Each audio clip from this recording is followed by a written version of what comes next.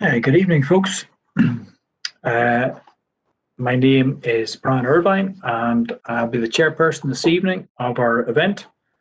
I'm a biodiversity technologist at CAFRE, where our team has a role in providing EFS training. So you're very welcome to this webinar on hedge laying.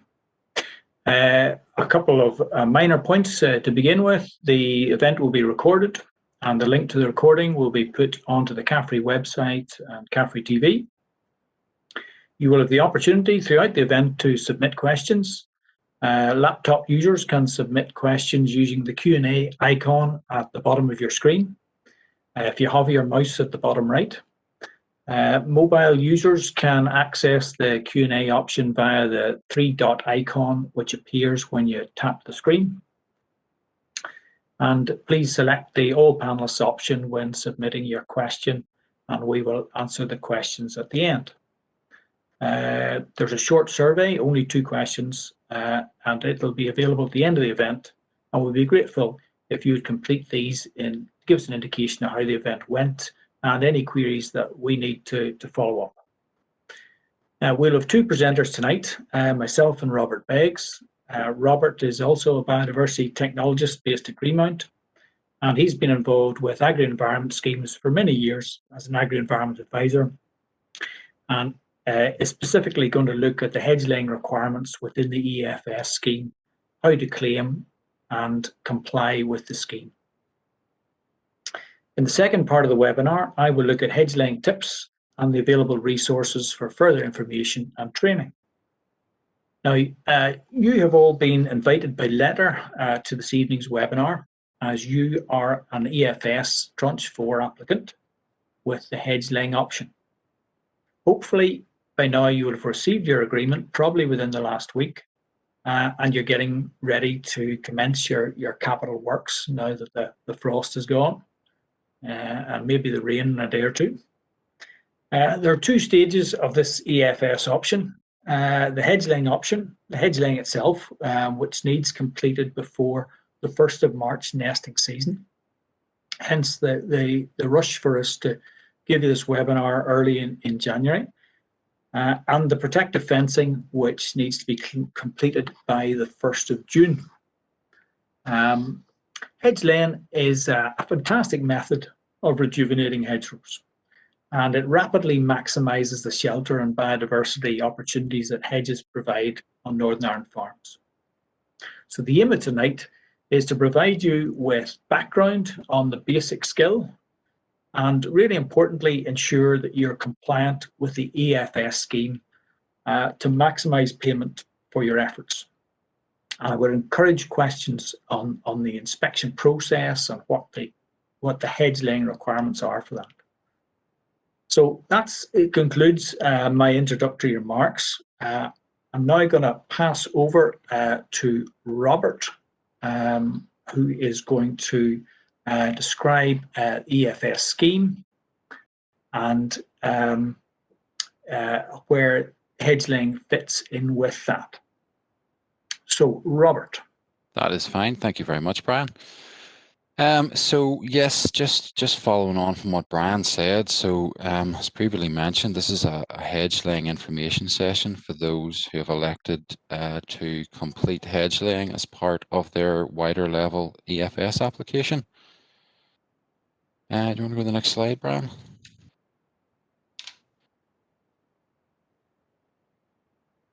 So just a brief overview of what we cover tonight. We have a brief introduction to hedge laying, some of the issues then with non-compliances that have occurred in previous scheme years, and moving on then, what will an inspector check? So what standards are you expected to meet? Completion deadlines and the claim process, and then Brian, he will cover some hedge laying practical advice. Okay.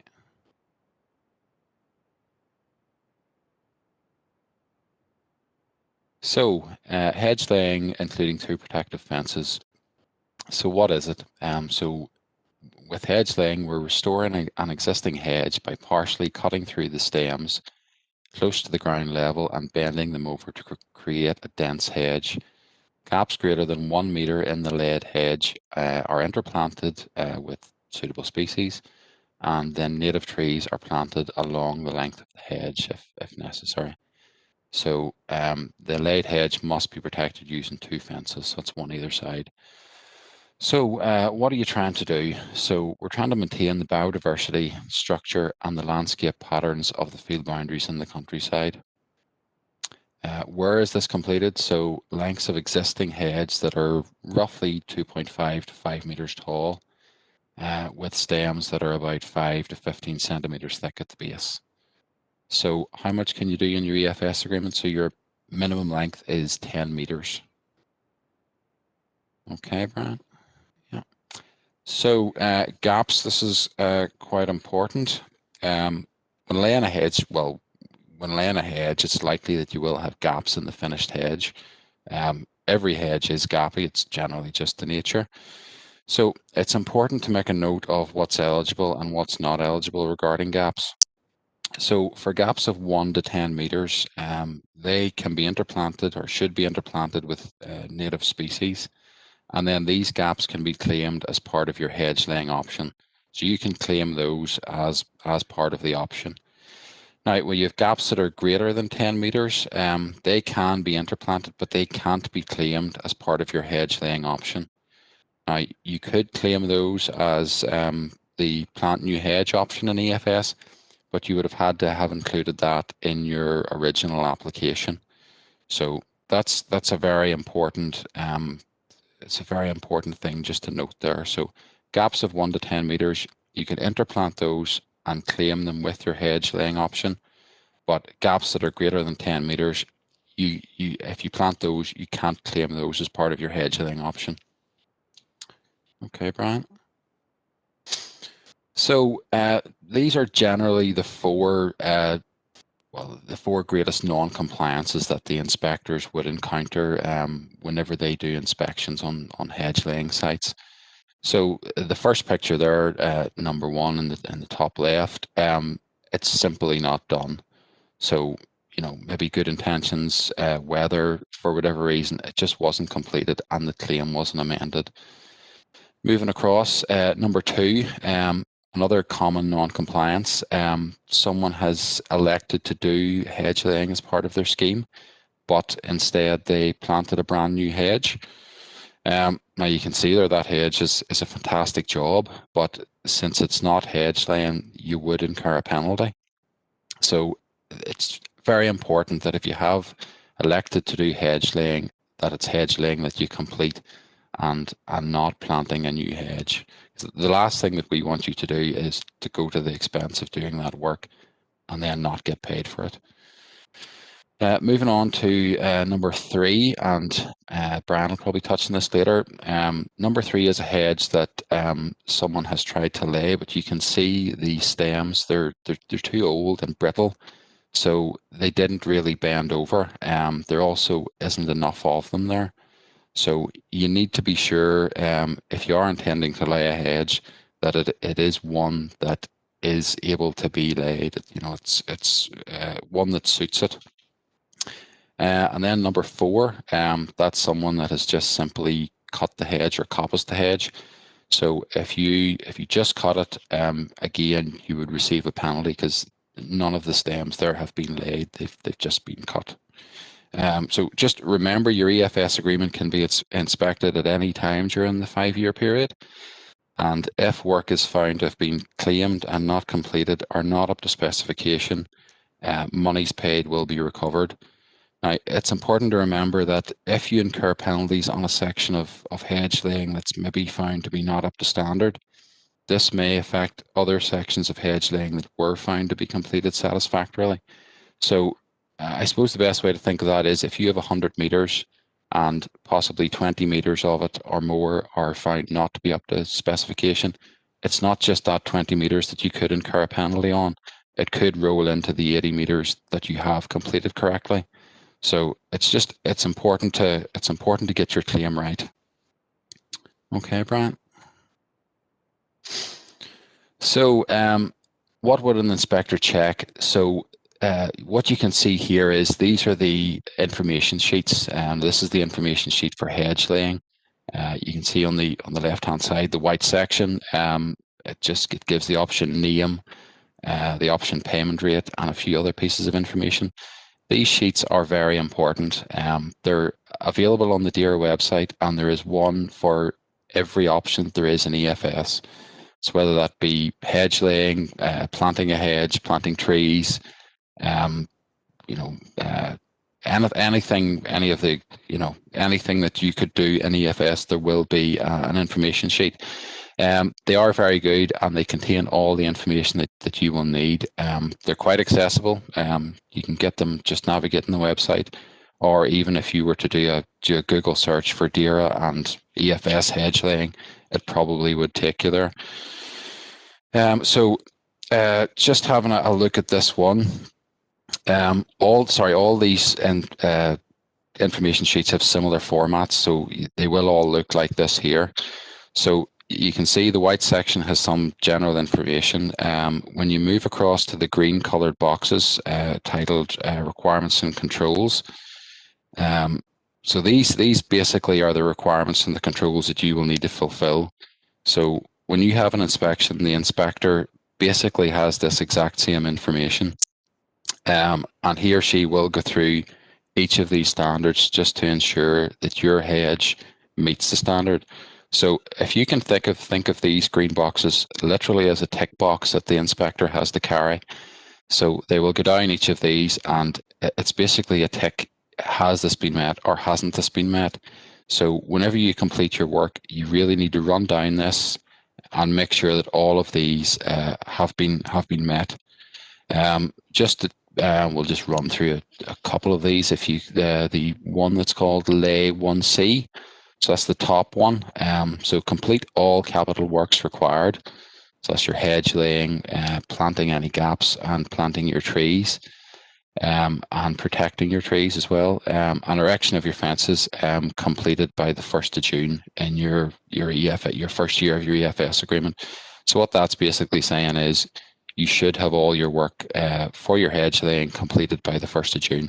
Now, in practical terms, with hedge laying, you're probably going to do that between now and the end of February. It's just the time of year for doing it.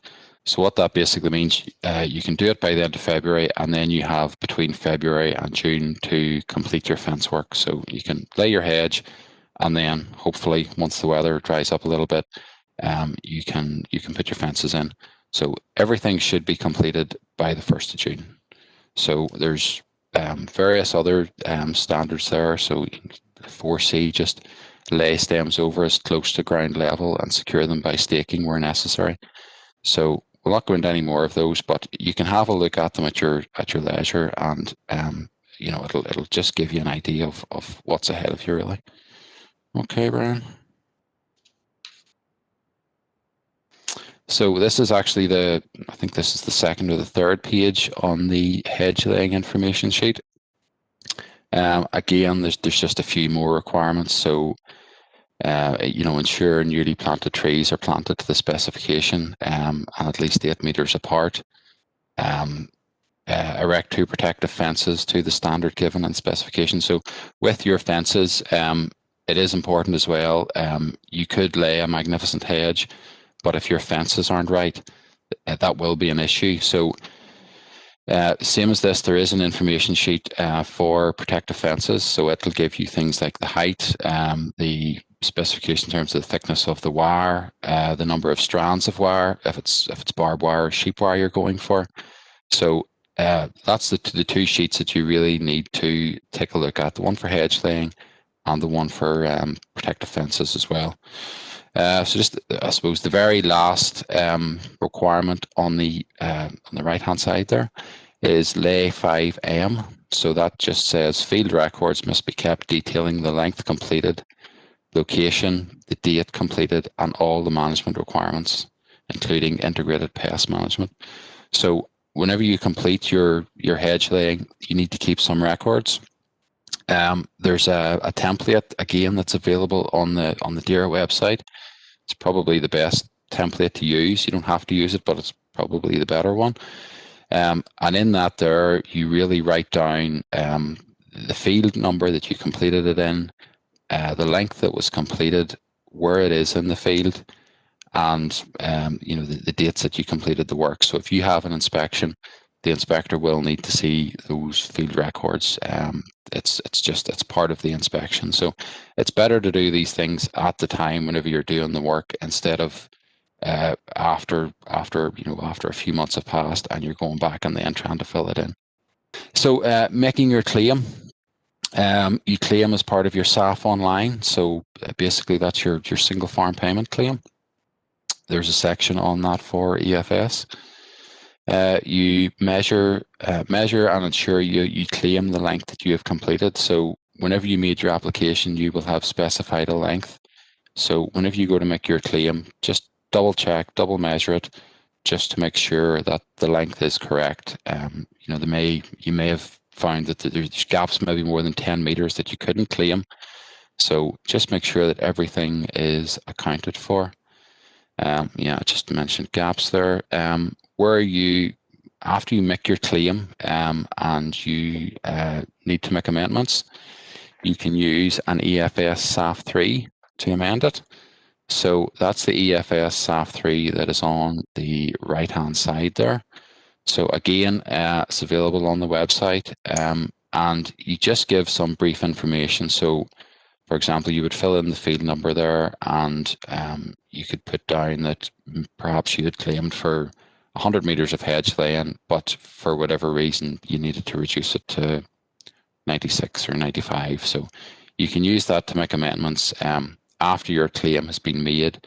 You can't make any amendments if you've been notified of an inspection, but certainly up until that point, you can make any amendments that you see necessary. Okay. Okay, thank you, Robert. That's great, and we will take some questions on the scheme, and already there's some questions have come in on the scheme specifics, and we'll cover those at the end of the session. So I'm going to do a bit now on some hedge laying tips, some practical stuff and how that fits in with the scheme. I'm sorry we're not doing this outside at a hedge, but the nature of this year means we're trying it out on a webinar. So I have borrowed some photographs from Irish Hedge Laying Association enthusiast Paul O'Hagan and Money Moore, and I've also got some other resources we'll go through here. I think the first thing is hedge selection. You folks have already selected your hedge because you put it in your EFS application and you've had approval for a particular hedge.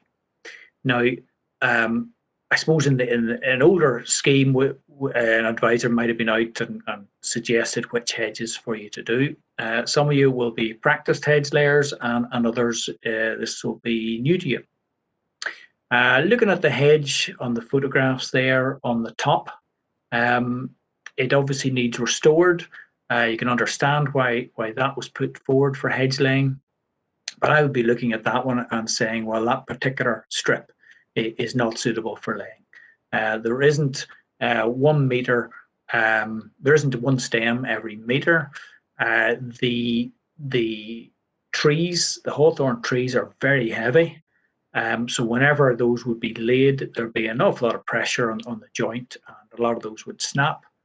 And even if we did lay them, we'd be expecting a lot, and we wouldn't end up, you know, in 10 years with a restored hedge. So that one actually would be better coppiced, sown down to the base, a lot of soil brought in, tidy the bank up, and a new hedge planted in along with it. So that would be better coppiced. If that's the hedge somebody has selected, I would suggest probably not laying that one, and making sure that you don't claim it under the scheme, and that would be one for coppicing. If we go down to the bottom right, you can see there's a hedge that was planted 20 years ago under the FACES scheme. It is being prepared for hedge laying, and it has been faced, and there's that much material in it that it's only at a height of 2 meters, and that's actually perfect for hedge laying. And the thinner the stems are, the more pliable they are, and that will bend over nicely. Now, it's unlikely that a lot of you will have that one. On the left-hand side, you can see that on the left-hand side, you can see a strange type of hedge. It's been sort of coppiced at an unfortunate waist height, and it's a good example of what regrowth you get actually. Whenever you do make a cut, you get all these extra shoots, but unfortunately they're at the wrong heights. That one's very difficult as well. If you laid some of those over, you would have a lot of debris to deal with at the top, not enough down at the base. Again, that one, to be honest, would be better as being coppiced and more soil brought over and interplanted into the bank. But it might be that you have one particular strip which is difficult, another strip which is suitable, and you might have 200 meters put in, and you'll go back and look at the thing again and say, right, well, there's a 50-meter stretch that it's not suitable for hedge laying. I'll coppice and interplant that one. But the other 150 meters, yeah, I'll go ahead and lay that and claim that on my claim. Okay, a quick bit on how and why hedge laying works. So if you remember school biology, there was these things called vascular bundles. They were good fun, and they contain xylem and phloem tubes, and that's really how a plant lives. So there was two types of tubes. The xylem, where it carried the water, and they carried it up from the roots up towards the leaves. And going in the other way was the phloem tubes. They carried the sugars down to the roots. Now these tubes are placed really between the bark and the wood. So if you look at that photograph on the left, the phloem and the xylem tubes, they're in this section here.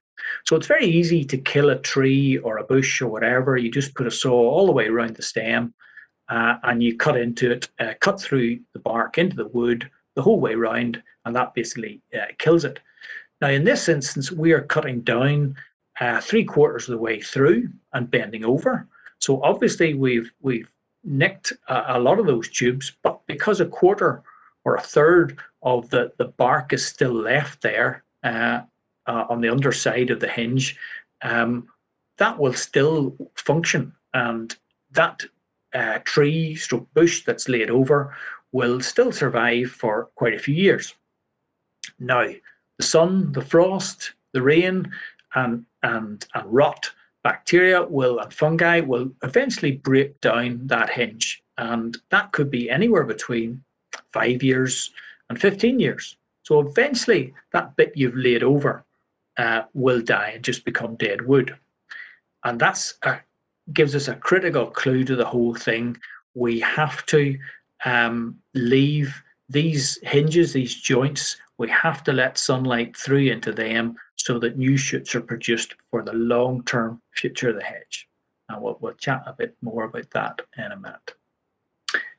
So making the cuts, we can do it with a handsaw, with a chainsaw, and with a sharp hand tool, and quite often a wee bit of everything depending on the size of the stems. So in the bottom left, we've heavier stems, so we're going in with a chainsaw. We're starting off maybe 8-9 inches from where we want the cut to finish. We want the cut to finish down at ground level, as low as you can go without damaging the saw. And the reason for that is we want the shoots that come from the stem, the cut stem, we want them to be down low. And that's what's going to give us our great thick hedge and great shelter for the lambs and ewes. So we can do it with a chainsaw, we can do it with a sharp hand tool. Obviously in the top left, the guy's using a sharp hand tool, and because it's a thinner stem, then we can get in there. Now the bit of timber that's left sticking up, that stump, we need to remove that, because we're just leaving food for bacteria and fungi to rot, and then that rot gets down into the cut and rots and kills off the branch that we've laid over.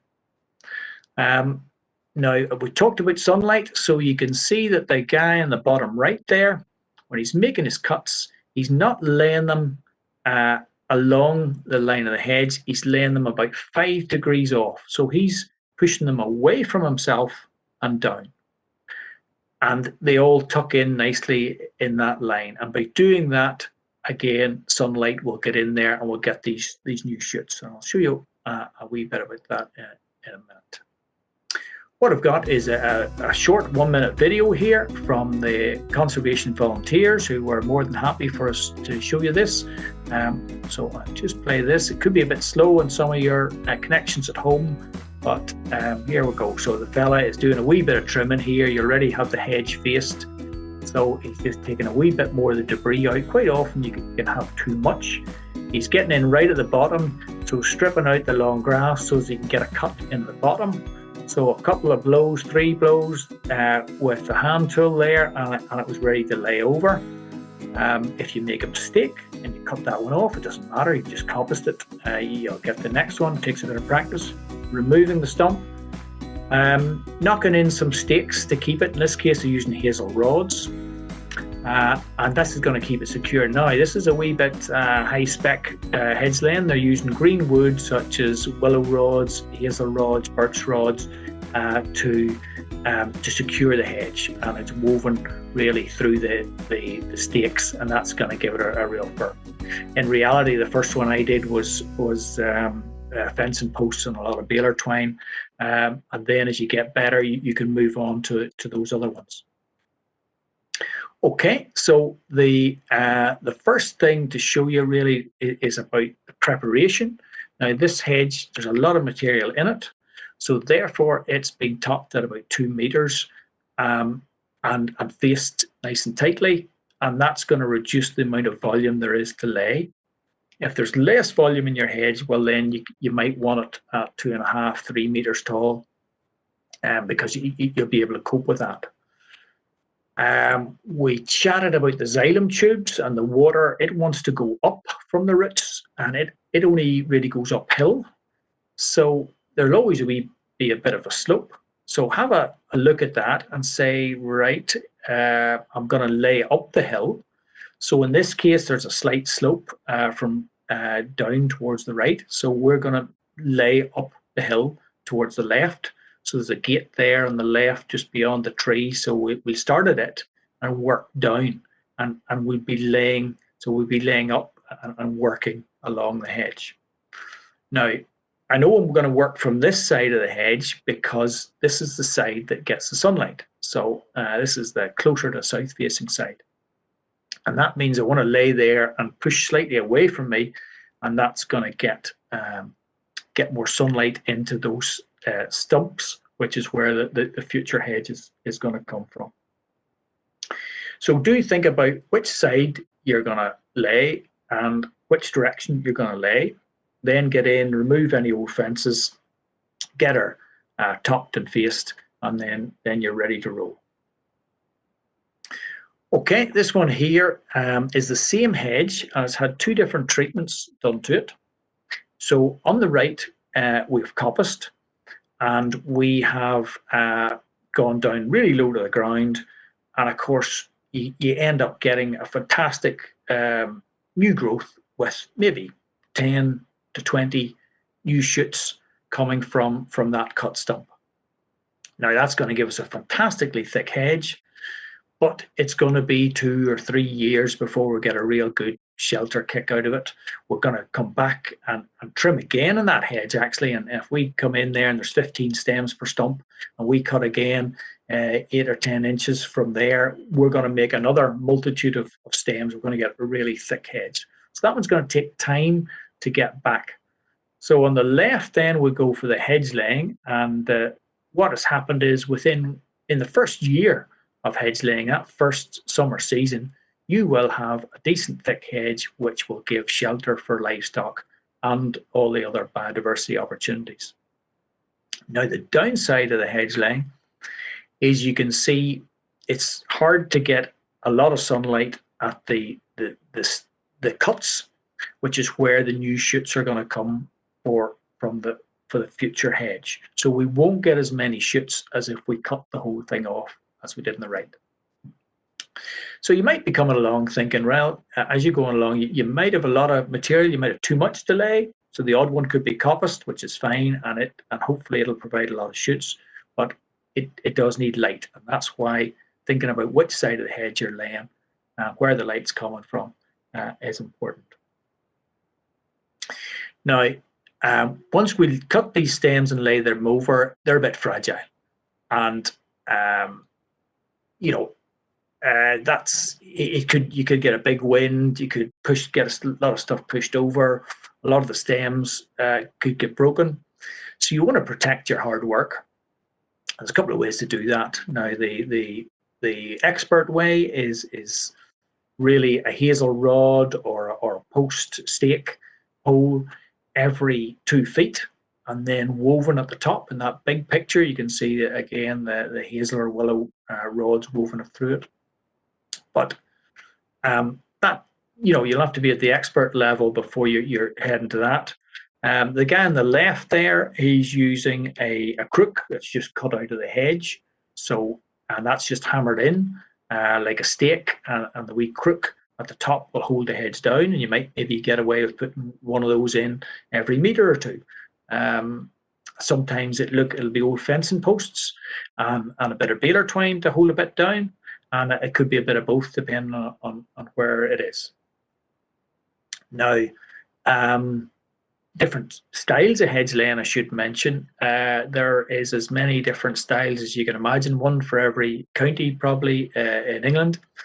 The Welsh have a style where they make use of all the dead wood. They don't throw anything out of the hedge. They shove it all back in at the bottom. And that's fantastic for stopping lambs leaving a field, and for the dead wood breaking down from a point of view of insects. It's great as well. But the more you shove in at the bottom, you may be blocking light. That's going to be important for these future new shoots.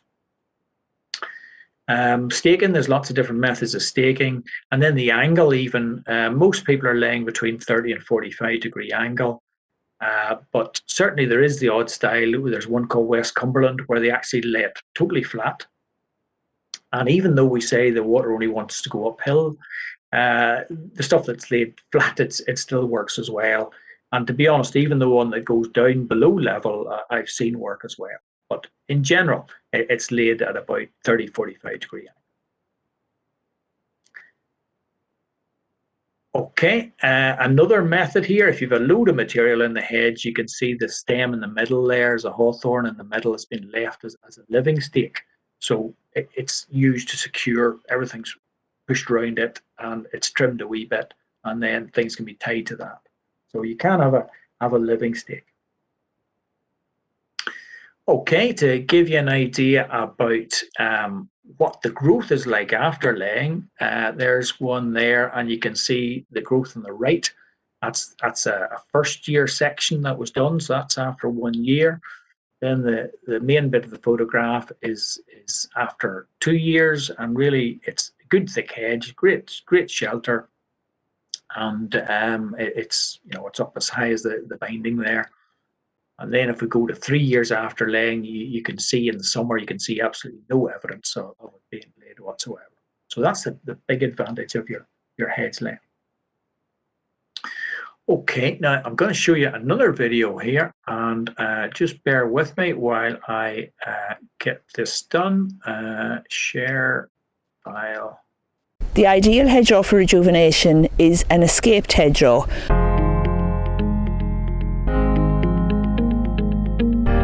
One which has grown up and got thin at the base, but there are still approximately one stem every metre or so. Owen Donnelly from the Hedge Laying Association of Ireland is showing here how to lay a hedge correctly. What we're doing here is cutting the hedge at the base, and we're trying to make the cuts as low to the ground as possible. So you always lay a hedge uphill, so what we call the pleachers, the stems, are cut and laid at an angle of 45 degrees running up the slope. This is to get a better transpiration of moisture, so the sap rises and the hedge remains living. When you've got it down, Sometimes you've got pieces that stick up. You can make cuts in the hedge higher up to flex the hedge into the shape you want, and then they're woven in. It's actually rolled back slightly from the ground cuts, and this is to allow light to get into the hedge and for the hedge to rejuvenate and reshoot up along the face. So you want to expose these cuts to the sunlight to get maximum regeneration. The great difference between coppicing a hedge and laying a hedge is that you're retaining the hedge. It's a living entity.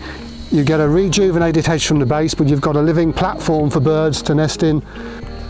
Because they're attached to the hinge, they'll still flower, they'll still bear fruit.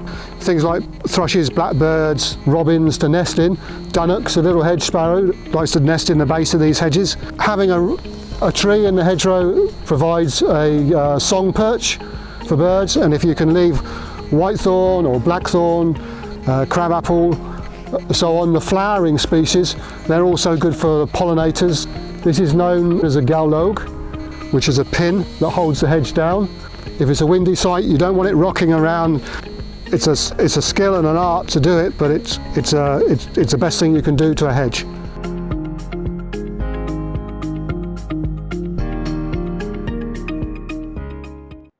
Okay, so that was a great video from Chuggas, and you can see that one on if you just Google Chuggas hedge laying, you'll pick that one up, only 2 minutes long. Okay, and I just want to tell you a couple of more things before we go to the question session. So really, in the video there, they were chatting about thorn trees, and this is something that we're pushing quite a bit. If you look at the photograph on the top left of your screen, you can see a hedge that really was a bit of a failure, but it has got this fantastic flowering hawthorn in there. And really, we now know that from a wee bit of research work that one flowering hawthorn tree is the equivalent of 200 meters of annually trimmed hedge, because we get more flowers and berries produced out of this one tree than we do from over 200 meters of hedge. And really, the flowers are going to be on there for 3 weeks. It's a great resource for pollinators and for all the other things that eat the bats and birds that are eating those pollinators, and for the jobs that the pollinators do and all the other insects. So really, we're trying to leave a hawthorn tree or a blackthorn tree every hedge you have on the farm. There's a hedge that was laid 8 years ago, and we chatted there about letting the sunlight in and letting the shoots come up. So if you look at that picture, you will see that the stems that have grown up from the cuts at the base, and those are the things that are the future hedge. Now you're only going to get 1, 2, 3 of those stems per cut, and you can still see in there that the wood from the lay 8 years ago was still there, and it's still alive, and that part of the hedge is so it's a fantastic hedge. But you can see the importance of getting the sunlight in at the base there. There's another one that's about 8 years ago as well. A few more stems coming up from the bottom, and that's really important for the long-term hedge. All the material in there that you see that's laid, and the stakes and the bindings, I mean, over a decade or two, that will all become dead wood, which will be great in the hedge, but the future hedge needs those shoots at the front. Now I have a couple of photographs in here of maintenance, just to jog your memory. Once you've laid a hedge, or coppiced or planted a hedge, one thing that happens quite often is people just walk away. This is one actually that was coppiced, and then we got caught out by COVID. We didn't get back to it, and you can see there on the top right, we have a dense mass of nettles and grass, and they can choke out those hawthorn stems. Now most of the hawthorn stems actually have survived pretty well, but the easy thing to do is just get in there once or twice in the summer and walk down and tramp all the long stuff down. You could pull it out, but look, if you tramp it down, it lets the sunlight in for another month, and it's really just the first season. You need those shoots up and away to get going.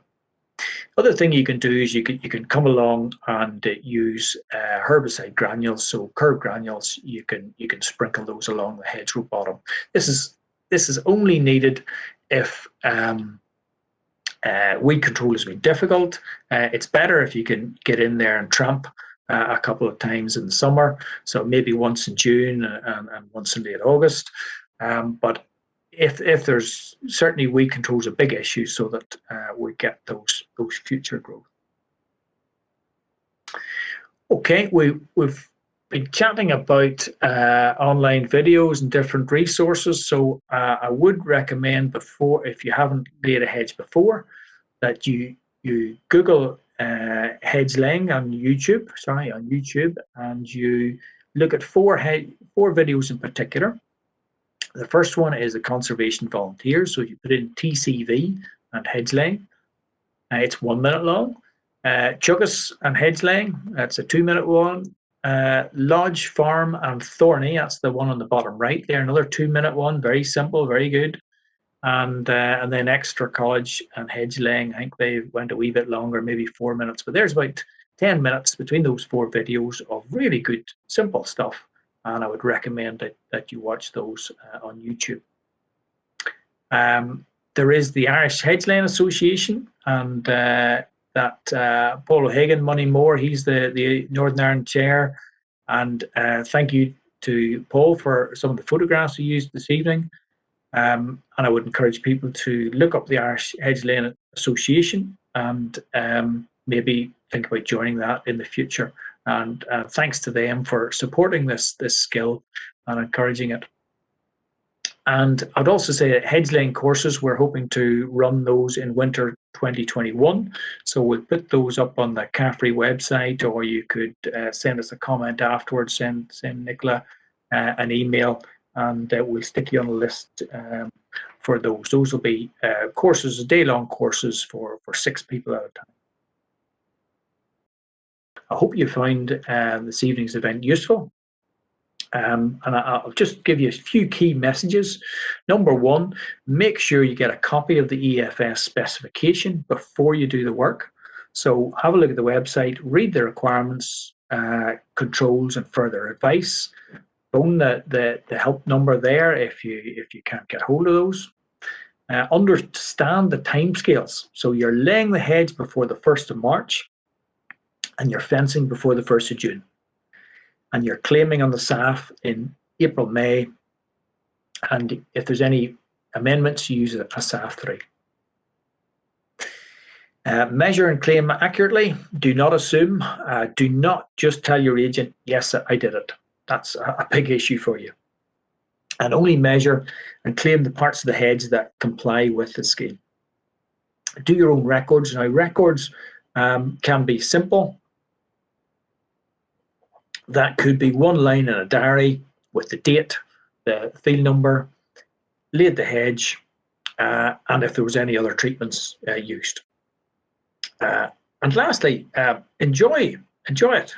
Take pride in your work.